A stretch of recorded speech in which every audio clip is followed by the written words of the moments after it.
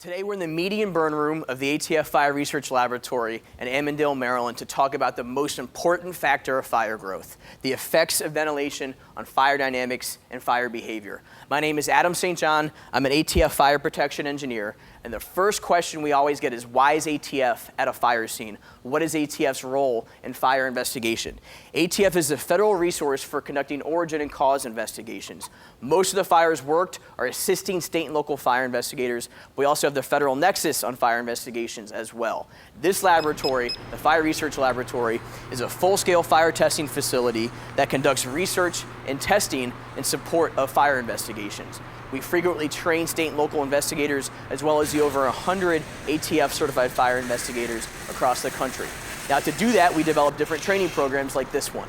Today, we're going to use a tabletop fire model. We're going to use computer programs such as Fire Dynamic Simulator, as well as actual field testing video to talk about fire spread and fire growth with respect to ventilation.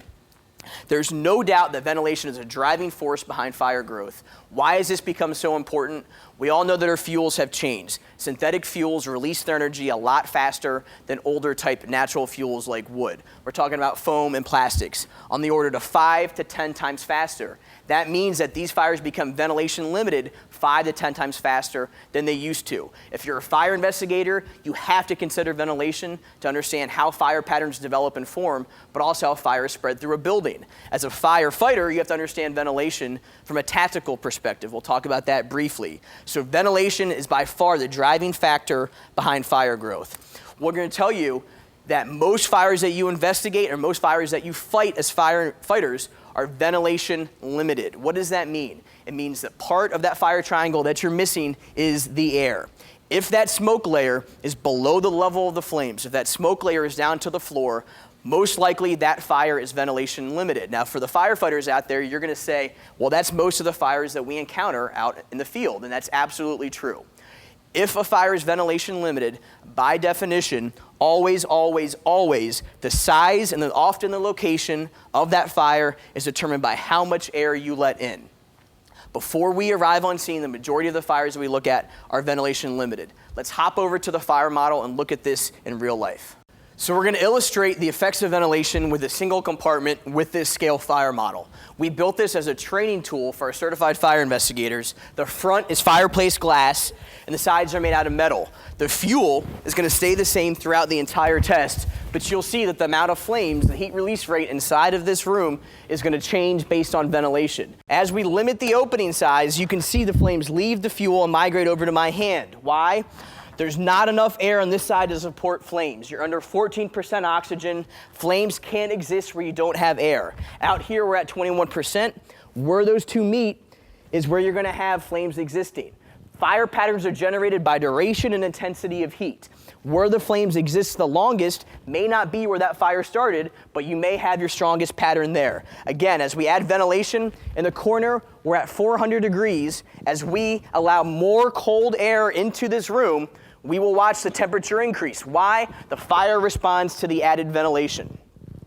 We'll open up the door up here. Now we're pushing well over 1,000 degrees. The size of the fire increases with the amount of air you let in. Critical for firefighters, critical for fire investigators. The best way to suppress this fire, we'll go ahead and limit the amount of ventilation, and we'll flow in some CO2.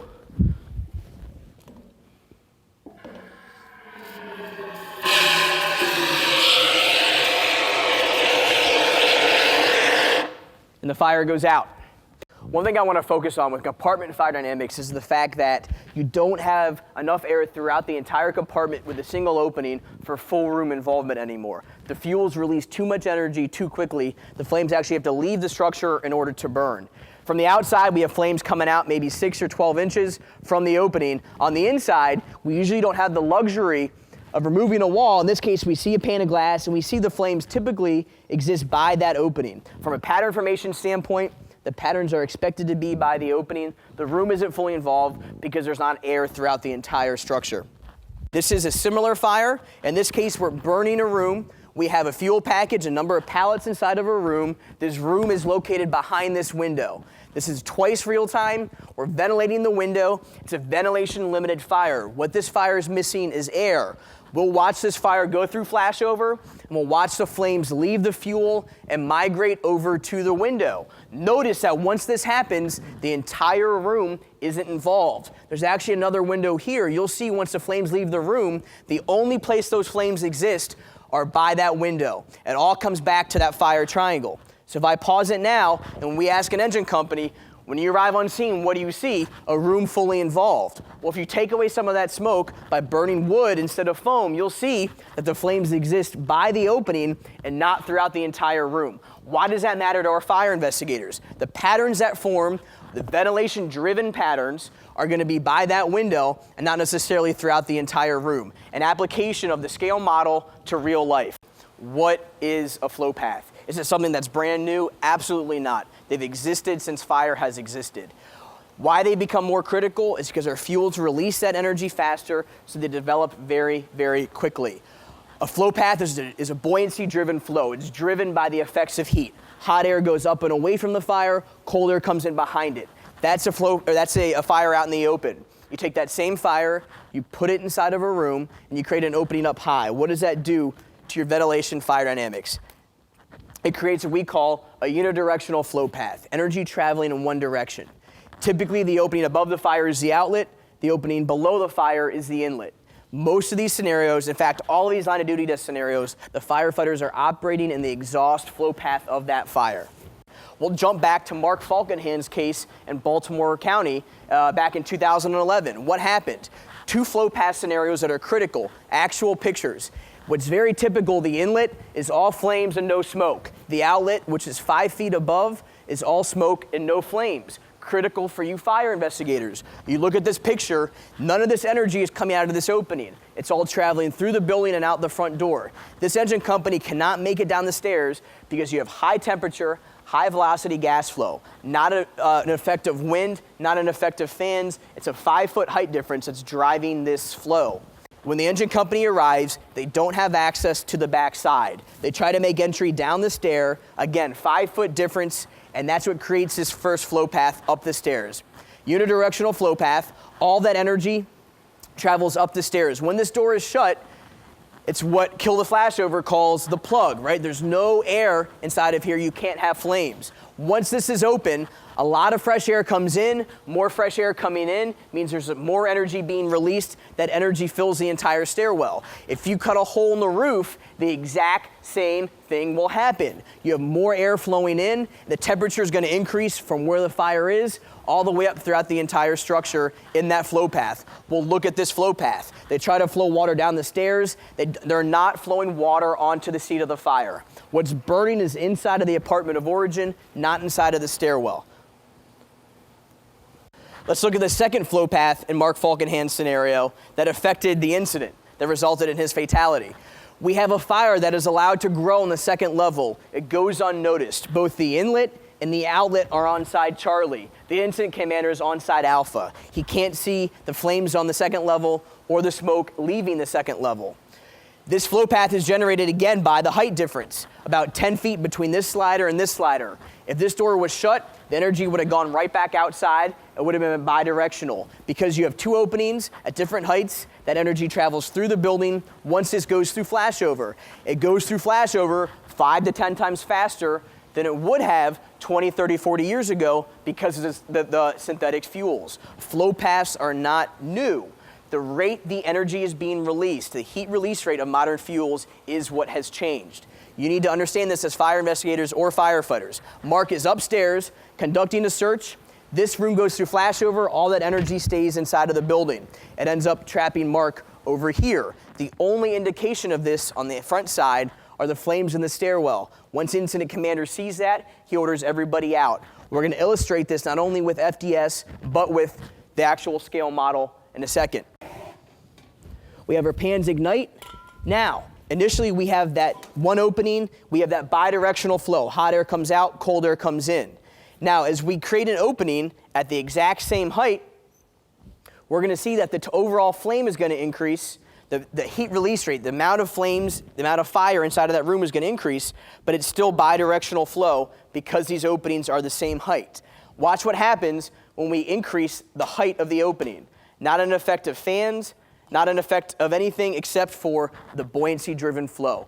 This is what a flow path is. You have an opening above the fire. In this case, you can see there's no fuel at all in the stairwell. The energy that's being released is on that basement level. You can flow as much water as you want into the stairwell. Unless you put water on the seat of the fire, you're not going to do anything to control that fire. What does this mean? If you have a scenario like this, this is not a great place to attack that fire. The better place to attack that fire is obviously the inlet, putting water onto the seat of the fire. Baltimore County, when they arrived on scene, they couldn't make the push down the stairs. The reason they couldn't make the push is this flow path existed before they even got there. Now, what happened in a lot of the other line of duty desk scenarios, so now we're talking about Boston, now we're talking about Cherry Road, now we're talking about San Francisco, is the flow path did not exist when they first arrived on scene. When they arrived on scene, they had a working fire below them. This is what they had. They opened the front door, they had bidirectional flow upstairs. Because that basement is sealed, the size of the fire, the heat release rate is relatively small. You're able to make those stairs. The only thing that's changed is the amount of ventilation and opening down low. Sometimes the fire vents itself, sometimes the fire department vents it, sometimes a civilian will vent that fire. So in this case, the temperature in the stairwell right now is 340 degrees. As an opening is created low, everything changes on top of them. And that's when these people get themselves in trouble. That's the heart behind these line of duty desks. So as we open this door, they make entry as bidirectional, they start coming down the stairs, and it transitions to this. It transitions to unidirectional. What do we just do? We created an opening above the fire. The knee-jerk reaction is we're letting the heat out. We went from 300 degrees to over 800 degrees almost instantaneously. This is the flow path that developed in almost all of those scenarios. So as we saw in the tabletop model, the fire size increased with the openings that we created up high. We created that flow path to where that opening was. This could be a window opening, this could be a door opening, and this could be an opening in the roof. Unless you have a means to control that energy, applying water to that fire in a relatively short period of time, you want to wait to ventilate. So let's look at this in an actual field scenario. In this case, this was a house burn, a field test that we did. This fire is behind this door inside of the kitchen. It's at the base of this stairway. This stairway goes up into a bedroom here. We're going to wait for this fire to run out of air. It's going to become ventilation limited. Now, for you firefighters out there, once that smoke layer drops below the level of the flames, which is almost every fire we see, that fire becomes ventilation limited in almost every single case. So when you enter a structure and there's zero visibility because that smoke layer is from floor to ceiling, more than likely that fire is ventilation limited. The size and location of those flames is determined by how much air you allow into that structure. Let's watch this fire develop. This fire is going to run out of air. We'll watch that smoke layer drop to the floor. We'll watch the fire want to go up the stairs. It's filling the entire second level with smoke. Remember, once that smoke drops below about 15%, flames can no longer exist. You can't have flames where you don't have air. Once it drops that oxygen level below about 15%. So right now, we have basically a solid floor-to-ceiling smoke upstairs. As soon as we create an opening, we're going to open this window and this window, two openings up high. It could be a door opening, it could be two windows, it could be a hole cut in the roof. We'll watch the flames almost instantly come up the stairs. You talk about how long does it take for the fire to respond. It's different in every scenario. In this case, it was just a few seconds. We created an opening up high. What is the intent in most of these cases?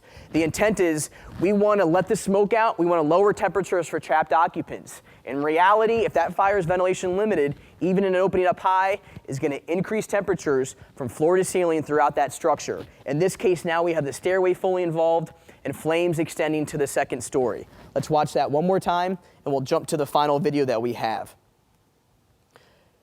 So this fire runs out of air. You can see the flames cease to exist in the stairwell. Watch when they open the window. The intent is to let the heat out, to let the smoke out. That fire responds. Window open, flames up the stairs. If this was a front door and you start making entry down the stairs, these people will be in trouble. What else do you see? In terms of reading the smoke, we see turbulent smoke coming out of the second level. Why? Turbulent smoke means that there's a lot of energy. There's high temperatures inside of that structure. It's a buoyancy-driven flow. What else do we see? We see that we have flames coming up the stairs, but there's not enough air for the flames to exist in this bedroom. This means a lot of times if you're between the opening and where the fire is, you're in an untenable condition. High temperature, high velocity gases, but you don't see flames because you don't have enough air. So the firefighters that die or get injured in a lot of these flow paths don't have the benefit of seeing orange and knowing that they're in trouble. So if you're advancing a hose line, a lot of times you enter with zero visibility, conditions change on top of you, but because you don't see orange, you don't realize that this flow path has just been created. So before we light off the firebox, this is the very last video we'll look at. There are two things I want to focus on, nothing tactical related. What did we talk about today? The first thing we said is that most fires, when the smoke is from floor to ceiling, is ventilation limited. This fire is absolutely ventilation limited. The entire second story is charged with smoke. We see that there's a fire on the first level. From a fire investigator scenario, if I got this image, I see a lot of flames and no smoke. Why? All that energy, this is your inlet, is traveling through that building. This is struggling for air. It's absolutely ventilation limited. What is missing is that ventilation. So a firefighter is going to come along and ventilate these windows. Absolutely good intentions. In fact, if this happened 20 or 30 years ago, you had 5 to 10 times longer for that fuel to respond to the added ventilation. His intent is to have that smoke layer rise to lower temperatures. In reality, he's ventilating a ventilation-limited fire without doing anything to absorb the energy. We'll watch that fire respond. Now, from a flow path scenario, we have one opening. The best place to obviously attack this fire is some water in that lower opening, water applied through that inlet. Now, on the second level, you'll see that with the added ventilation, the added outlet, we have more air flowing in. Now we can support flames throughout that entire structure. And not only that, we're adding a lot more air into an area that didn't have air to begin with. We're above that 15% that we needed. Now that fire triangle can exist all the way throughout the building. Why? We had plenty of fuel, we had plenty of heat, now we allowed air. Absolutely good intentions, but what happens, we ventilated a ventilation-limited fire without applying water. Now we're looking at fire spread through a horizontal scenario. This is a firebox with fireplace glass on the top, and we're going to influence fire spread with only changing ventilation throughout a single story. We have temperature measurements on the inside. We're looking at temperature measurements in a room with a closed door. It's far from airtight, but we're going to watch the temperatures in that room. They're going to stay relatively low. Over here, we have a bedroom scenario where we can monitor the temperature in that compartment. There's a thermocouple right there, and we have a larger open room in the front. You can see we have plenty of fuel, just like we would have in a real structure. These fires are ventilation limited, just like in real life, and we're using an alcohol-based fuel so we can monitor where the flames are with minimal smoke. We're going to influence fire spread throughout this structure. If we look at this fire right now from the outside, we assume the whole room is on fire. The whole compartment is on fire. Why? We see flames coming out a good 12 inches. The whole opening is encompassed with flames. You look in from the outside, you assume that compartment's fully involved. Why do we assume that? Mostly because we can't see on the inside, right? We have a roof, we have walls we can't see in. When we look at temperatures, the highest temperatures are for sure in the front compartment, but in the back, we're only at 500 degrees or so. If we take away this roof, we can see that in reality on the inside, the flames only exist by these ventilation openings. The compartment is not fully involved. From the outside, it looks fully involved. On the inside, it's not. How do we change that? The only way to get it fully involved is by ventilating without doing anything to absorb the energy released by the fire. It's all about ventilation. For you as firefighters, coordinate that ventilation. For you as fire investigators, you have to understand how ventilation affects your fire growth. The majority of fires that you respond to as firefighters are ventilation limited. If that smoke layer is from floor to ceiling, most likely it's ventilation limited. And we can simulate a ventilation opening inside of the structure using an oxygen generator. There's oxygen flowing through this tube. If we introduce that into the structure, we can see it's almost a reverse flame. What do I mean by that? Fuel and heat are on the outside. On the inside is pure oxygen. We can see the flame develop almost as it would in real life with an HVAC vent. What do we mean by that? If you have an HVAC vent pumping air into a ventilation-limited compartment, it can generate its own patterns. It can increase that fire growth. That's exactly what we're seeing here.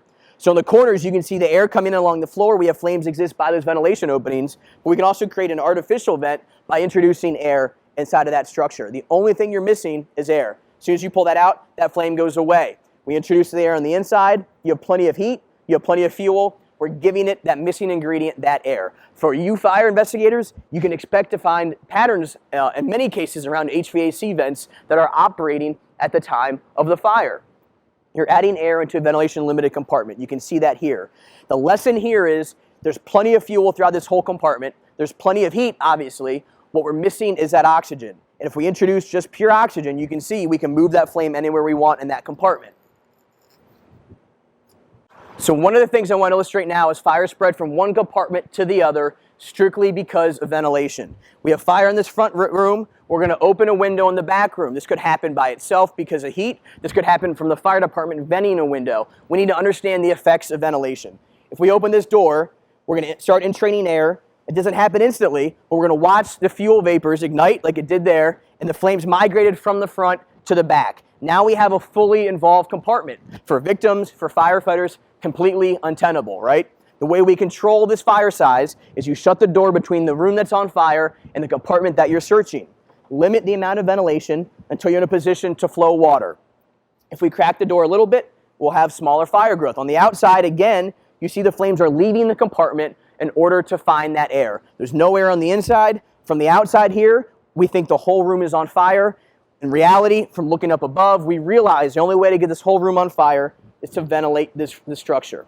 If you're a crew doing the search on the inside, it's still going to be really hot, but one thing you cannot do is ventilate without having a means of absorbing the energy of controlling that fire, aka a hose line, right? So if we crack the roof, we allow a lot of hot air out, a lot of fresh air comes in.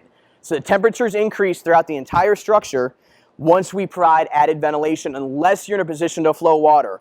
The more air that's allowed to come in, the hotter it gets throughout the entire compartment. Fire investigators, if you create a hole that's remote from the area of origin, you can certainly influence fire spread. They want to travel from low pressure to high pressure. If the opening's on this side, you can see the flow path is certainly from the room that's on fire throughout the building. You want to coordinate the location of these ventilation openings as close as you can to the seat of the fire. Again, just by putting the roof back, we can see the temperatures begin to decrease. So the lessons learned from this horizontal firebox are really similar to the larger firebox, but instead of talking about fire growth from one story to another, we're talking about fire spread through a single story compartment, and it all comes down to ventilation. Our fuels release that energy so fast that the flames have to leave the compartment in order to burn. There's no air on the inside, there's plenty of air on the outside. We're releasing so much energy from synthetic fuels, the flames leave the compartment. On the outside, it appears that the whole room is fully involved. When you take away that roof and you peek at the inside, you see in reality, it's all ventilation driven, and in many cases, the flames leave the compartment in order to burn. So that's your quick review of ventilation limited fire dynamics. We know that ventilation is a driving factor behind fire growth, fire development, and many times fire patterns. We saw in the very first burn that the fire will most likely migrate over to the opening in ventilation limited fire conditions. Is this something that's new?